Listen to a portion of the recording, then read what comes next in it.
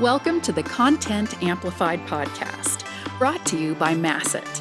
Our goal is to help you get more from your marketing content. Each episode is a 10 to 15 minute interview with industry experts that share amazing insights to help you squeeze as much juice from your content as you possibly can. Here's today's interview. Welcome back to another episode of Content Amplified. Today I'm joined by Victoria. Victoria, welcome to the show. Thanks. I'm excited to be here. I'm excited for the discussion. It's a really timely subject. It's a great opportunity for us to dive into something fun. But before we go there, Victoria, let us get to know you. What do you do? Tell us about how you got into marketing, what you love about content. Let us get to know you a little bit. Sure. So Victoria here. I lead growth at a company called Wonder. Maybe related to our conversation today, growth in our context is in some ways relates to marketing and includes demand gen and the like, also includes product marketing, also includes research and sort of like thinking through revenue strategy, how we take what we know about our market and our users, inform product strategy. So we're a lean, scrappy team and the lines are sometimes gray, but it's a fun help the company grow remit. My background is in a combination of marketing and data. And so that first manifested in brand strategy consulting, but in working with multiple clients and getting to work with smaller companies and really seeing the need and also the value of data and research in everything from business strategy to brand strategy to marketing and otherwise.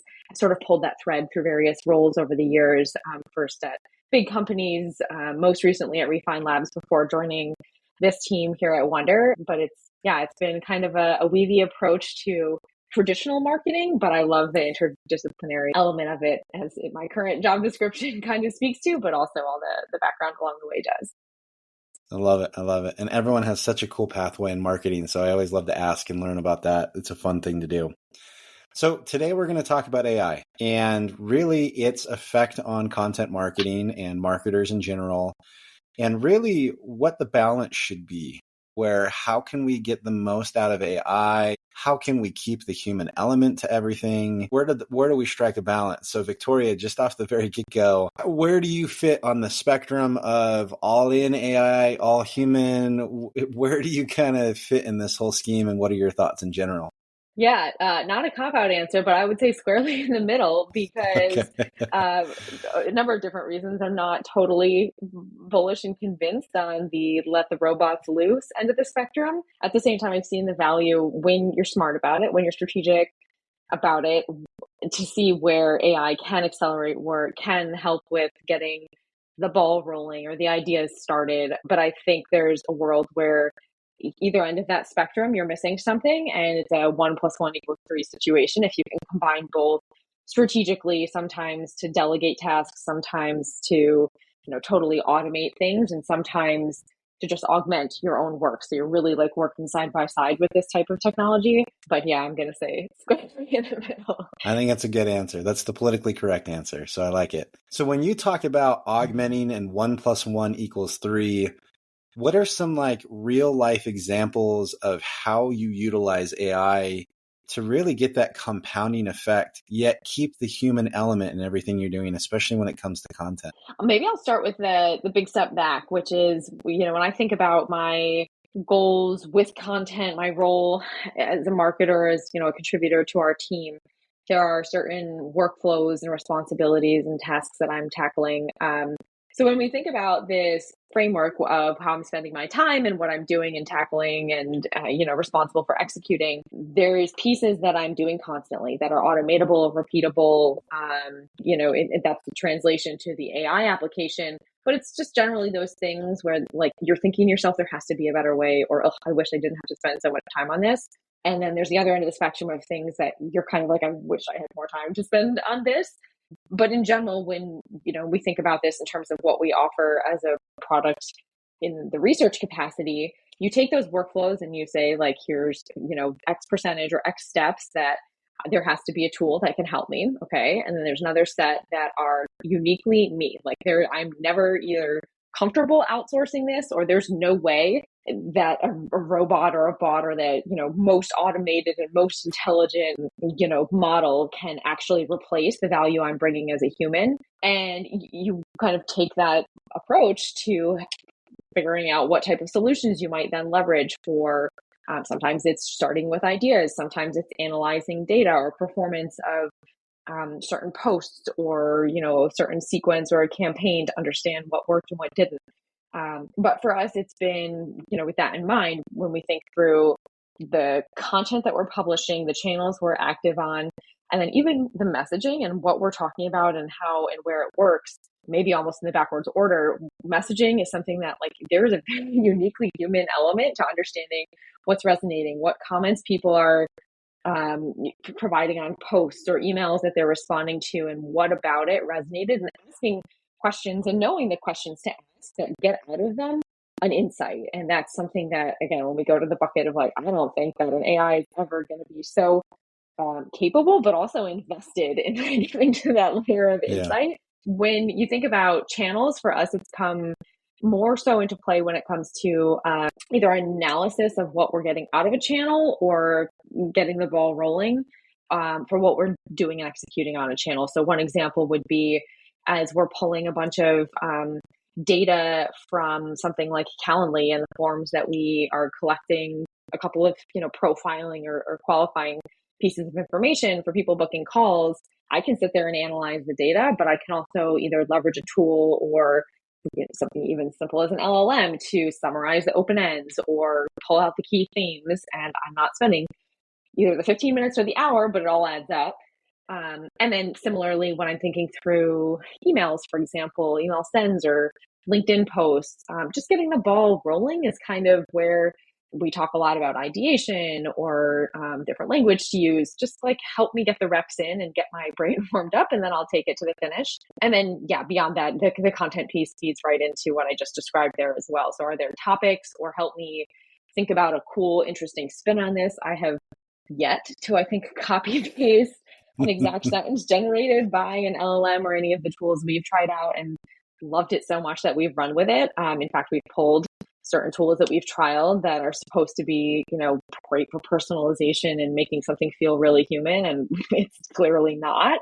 But that's kind of the deep dive. Hopefully something in there is helpful to someone out there. Yeah, no, I love that. And I think everyone's really looking for these opportunities. They see the power, but often we kind of feel the pressure. Let's just copy and paste directly out of AI. Let's get the blog posts up and running and the social media posts, and over personalize, even though it's not personalized at all, and things like that. And so I think it's helpful to really understand how people think through this and operate on that front, where they're taking advantage, where they kind of draw the line and say, okay, we're not willing to go this far with AI, things like that. So when you utilize AI, is it mostly tactical and you keep the strategy on your side, or have you ever used AI from like a strategical decision standpoint, or is it often to just get the wheels turning? I often put a delineation and say AI is great for implementing tactics, but people have to implement the strategies. Do you have that same line, or have you found opportunities for AI to aid you on the strategy side of things? I would generally agree with the distinction, but I'll advocate for the third bucket in between the very specific tactic and I'll call it like the strategic direction, or I keep saying getting the ball rolling, but it's the ideation or the getting started on the strategy there. And actually, to maybe speak to some of the language we use, the first mile is where AI will shine, whether it's a quick, easy task, or quickly scan the information that's available on this topic, or what are the best practices, or how should I, talk about this new topic in a LinkedIn post. The last mile is where humans have to be involved, and that's as much to like put the finesse in the copy, or add the like brand voice into the email, or actually connect the roundup of best practices for XYZ to the reality of our business.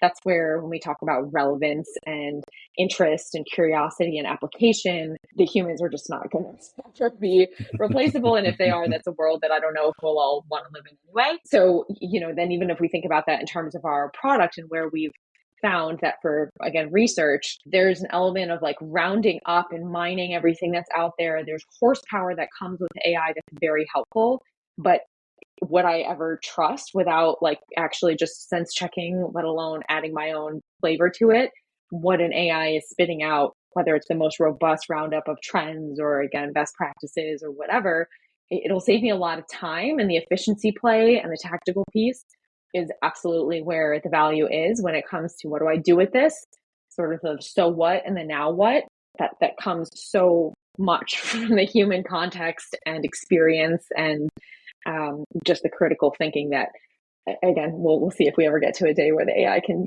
actually mirror. Yeah, and yeah, I don't think we'll ever get to that point, to be completely honest, until AI can have personal experiences and things like that. There are so many people, and I've talked to writers personally that genuinely are afraid of losing their positions to AI. They don't understand, really what's going to happen. There's this really uncertain future with all of it. What is your advice to like future-proof yourself in an AI world? If you're concerned about AI potentially like taking over your position or doing something like that, how can people really prepare themselves and actually put themselves in a position where maybe they have a new advantage with AI? It's a very fair concern. I think what we're already seeing with some of these companies who've used AI to like churn out thousands and thousands of articles is it hacks a version of the system. It does not hack the actual value extraction of the system. Like people are not like, oh, I love this new genre of content, I'm just going to eat it up and buy all the things now. So there's an element of like time will play out and like the answer will sort of like reveal itself on that one, which isn't comforting to anyone who's panicking now, but just worth saying. Again, when we think about how do you future proof yourself, your organization, your team, it is in this element of, we frame the category as tech-enabled services or, AI-powered expertise. You have to use it as a tool the same way. If you're going to sit there handwriting everything or typewriting everything, people on computers are going to replace you and, outpace and outperform you. But the computer itself is not going to add value that you sitting at the computer is going to be capable of adding. And so there's, again, the elements that are eventually going to be automatable out of your job were probably never the deciding factors of your like self-worth and self-satisfaction on the job anyways. There is a challenge of like investing the time in that, learning the tool or figuring out which tool to use. I mentioned earlier, I'm halfway in the middle mark, and that partially is I haven't invested a ton of time in figuring out for every single workflow and like all of, some people have gone really ham with this. There's an element of like tools are going to have to settle out. Some of them are not going to exist in a month, so I'm not going to invest my time and or money into ramping. But I think as we just come to appreciate that the combination of the two is where the future is headed, it becomes less about how is this AI or this technology going to take my job? And it's more, I'm actually competing against humans who know how to use this technology really well. So how do I become better than the next guy in being able to use it for whatever I'm trying to accomplish? I love that. I love that. So when you're looking at it and you're honestly saying, okay, cool, 1 + 1 = 3. I'm going to utilize AI. I'm going to augment myself. And I really love your analogy with the computer, right? Like, I think it's a really good description. The computer didn't take it did take jobs for people that were maybe just transcribing things, but it opened up a whole new era of people that could learn how to utilize those tools and kind of usher it into the next age. Looking down the road, like, right, you said that the robots aren't just going to take over and all that kind of stuff. Where do you envision like some of the biggest wins are going to happen in the next 3 to 5 years for people that are really learning about AI and taking advantage of it and allowing it to create this multiplier effect in their efficiency and hopefully their quality of work as well?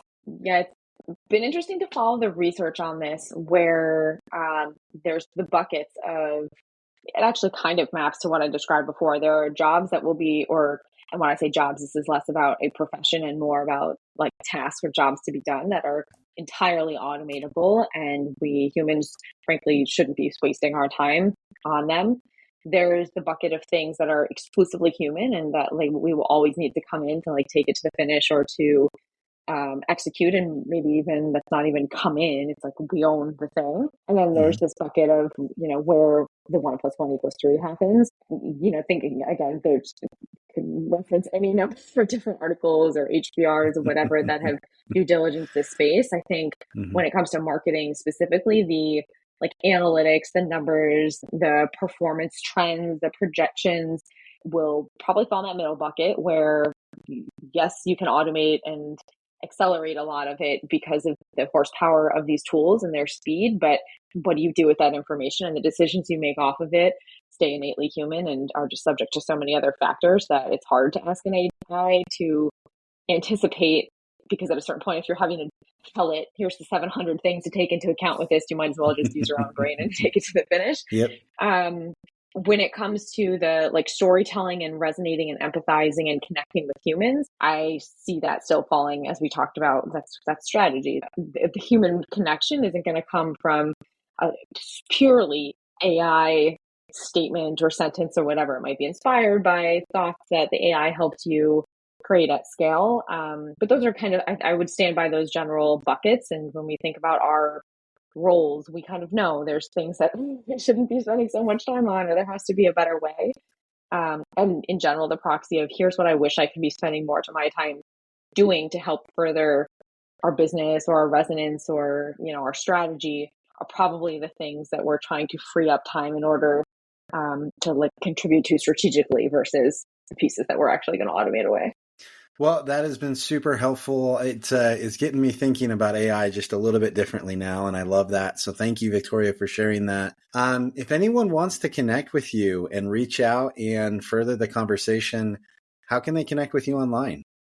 Yeah, I'm on LinkedIn. We're on LinkedIn. I haven't gotten back into X in recent months, but always active on LinkedIn and happy to engage there. Awesome. Love it. Well, Victoria, again, thanks for your thoughts again, and I appreciate it. Yeah, thanks for the conversation. I will see you, the human, I'm sure, in plenty of years around to come, but I'm excited to see where we all head here with this new toolbox. Thank you for listening to the Content Amplified podcast. Please subscribe and leave us a review. And for additional ways to get more out of your content, visit our website at getmasset.com. That's getmasset.com. And tune in next time to the Content Amplified podcast.